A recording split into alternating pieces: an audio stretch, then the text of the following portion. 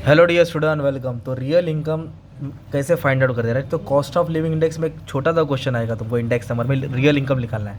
मतलब कैसा है, अलग अलग साल लिया और अलग अलग साल में एम्प्लॉय की इनकम बढ़ती जाती है।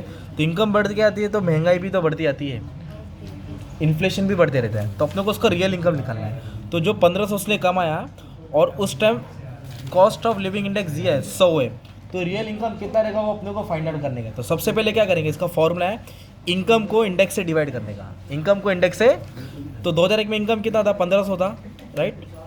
और इंडेक्स कितना था, 100। और परसेंटेज निकालना है, इसके लिए 100 से मल्टीप्लाई करेंगे। मतलब इसको इससे डिवाइड किया मैंने और डिवाइड में 100 किया, परसेंटेज दबा दिया। तो उसकी इनकम 1500 थी। कितनी थी इनकम, तो 2000 इनकम है, उसकी इनकम की रियल इनकम वैल्यू 1500 थी, राइट। जो हमारे माँ बाप ने सोना खरीदा था वो 2000 तोला चल रहा, 5000 तोला था। और आज कितना तोला चल रहा है, 60,000 तोला चल रहा है। तो उसकी वैल्यू ज़्यादा है ना। आज हम लोग सोना खरीदेंगे 60,000 देना पड़ेगा, पर उस वक्त पेरेंट्स लोग ने कितना दिया, 5,000। तो इतनी वैल्यू बढ़ गई, मतलब इन्फ्लेशन ने उसको बढ़ाया, महंगाई ने बढ़ाया ना उसको। तो सेकेंड ईयर का कैसे आएगा, 1600 वैल्यू इनकम था, पर इंडेक्स भी तो बढ़ गया, मतलब पगार बढ़ी है पर महंगाई भी तो बढ़ी है। तो उसकी रियल इनकम कितना हुई, 1600 को डिवाइड करेंगे 110 से, है ना। 1600 डिवाइड बाय 110, फिर इंटू क्या करेंगे 100।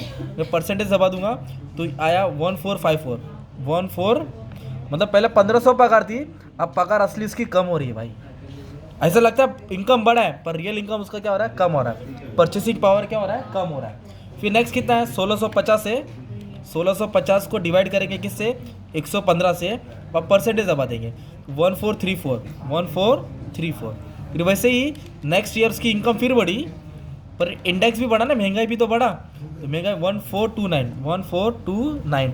वैसे ही इसमें चेंज होता गया, इनकम बढ़ते जा रहा है पर महंगाई भी तो बढ़ती आ रही है, महंगाई ने भी तो उसको बड़ा किया। तो इनकम हो गया 1403। फिर 2162 उसकी इनकम है, और इंडेक्स हो गया 160, और ज़्यादा ही ऊपर चले गया। मतलब इनकम बढ़ रही है पर महंगा भी तो बढ़ रही है, उसका कुछ पैसा बच नहीं रहा है। तो सच उसको 2001 में ही था, 1500 कमाता था, बचा भी था, क्योंकि सब चीज़ सस्ता मिलता था, राइट। तो ऐसे एक क्वेश्चन इधर भी दिया है। मतलब इसको इससे डिवाइड किया तुमको क्या मिलेगा, रियल इनकम मिलेगा। इसको इससे डिवाइड किया तुमको क्या मिलेगा, रियल इनकम। इसको इससे डिवाइड किया क्या मिलेगा, रियल इनकम। इधर गलत क्या क्या लोगे, 130 आएगा। कितना आएगा, 130। तो सबसे ज़्यादा इनकम कहाँ दिख रहा था उसका, 2002 में कितना दिख रहा था, 12,000।